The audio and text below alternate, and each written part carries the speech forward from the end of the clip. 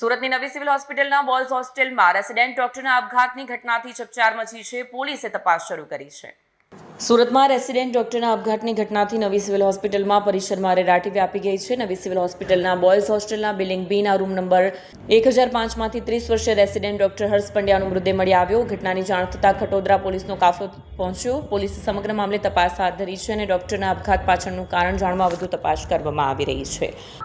આજે government medical college Surat તથા new civil hospital ખાતે માઇક્રોબાયોલોજીના ફર્સ્ટ યર રેસિડેન્ટ જે છે હર્ષ પંડ્યા, એમને આજે સવારે અમને ખ્યાલ આવ્યો કે સવારની ડ્યુટીમાં ગયા નહોતા, તો એમના ફ્રેન્ડ્સે પૂછ્યું, ફોન કર્યો, બધી તહેકીકાત કરી તો ખબર પડી છે કે એમને હેંગિંગ દ્વારા સુસાઇડ કર્યું છે. માઇક્રોબાયોલોજીના ફર્સ્ટ યર રેસિડેન્ટ છે. બધી જાણ અમે એમના રિસ્પેક્ટિવ HOD અને ડીન સાહેબ બધાને કરી છે અને હાલમાં એમના પેરેન્ટ્સ સાથે બી વાત થઈ છે.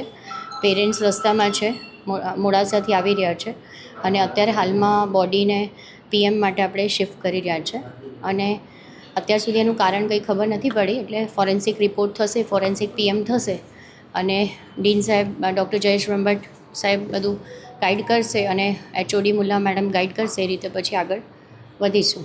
આપને એમના મિત્ર સાથે વાત કરી, આપને શું જણાવ્યું? એમના મિત્રો સાથે વાત કરી તો એવું કંઈ વિષય હજી સુધી જાણવા મળ્યો નથી, પણ ડિટેલમાં એ તો તપાસ કરીશું જ. અને સ્ટુડન્ટ છે તો બધાને લાગણી છે. હું તો મેડિકલ સુપ્રિન્ટેન્ડન્ટ છું અને પેશન્ટ્સનો રાઉન્ડ લેવા આવી હતી, પણ મને આ ખબર પડી એટલે તરત અહીંયા આવી ગઈ અને અમે બહુ જ દુઃખી છે અને ખૂબ જ સંવેદના છે કે દરેક વ્યક્તિની લાઈફ ઇમ્પોર્ટન્ટ છે અને દરેક વ્યક્તિને ડૉક્ટર હોય કે નહીં ડૉક્ટર હોય આવી રીતે સુસાઇડ કરે એ અમારા માટે બહુ જ દુઃખદ ઘટના છે. અને સ્ટુડન્ટ્સને બી પાછું કહું છું કે કંઈ બી સાહેબ બી કહે છે, ડીન સાહેબ બી કહેતા હોય છે કે કોઈ પણ તકલીફ હોય તો અમારી પાસે આવો.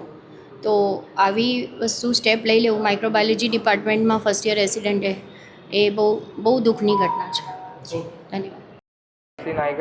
ફોરેન્સિક મેડિસિન વિભાગમાંથી આજે અમારા સાથીદાર એટલે બીજા ડિપાર્ટમેન્ટના છે, માઇક્રોબાયોલોજી ડિપાર્ટમેન્ટ. એમને આજે સવારે જાણ થઈ અમને 8 વાગ્યાની આસપાસ એમને આપઘાત કર્યો છે. એટલે અમે નથી મળ્યા, અમારો વિભાગ અલગ છે. એમનો માઇક્રોબાયોલોજી ડિપાર્ટમેન્ટ છે. તેમના જે સાથીદાર મિત્રો હોય છે, બીજા સાથીદાર તબીબો કલીગ્સ જે હોય છે, એમનો કોલ આવ્યો હતો કે આવું આ રીતના ઘટના થઈ જતો, તો મેં ફોરેન્સિકમાંથી કોઈ આવીને જોઈ લો એમ. આ રીતના ઘટના તો અમને તો સવારે 8 વાગે કોલ આવ્યો હતો. એમના કલીગ છે, R1 ફર્સ્ટ યરના જ છે તબીબ, એમનો કોલ આવ્યો હતો. Bureau report, Satya TV news, Surat.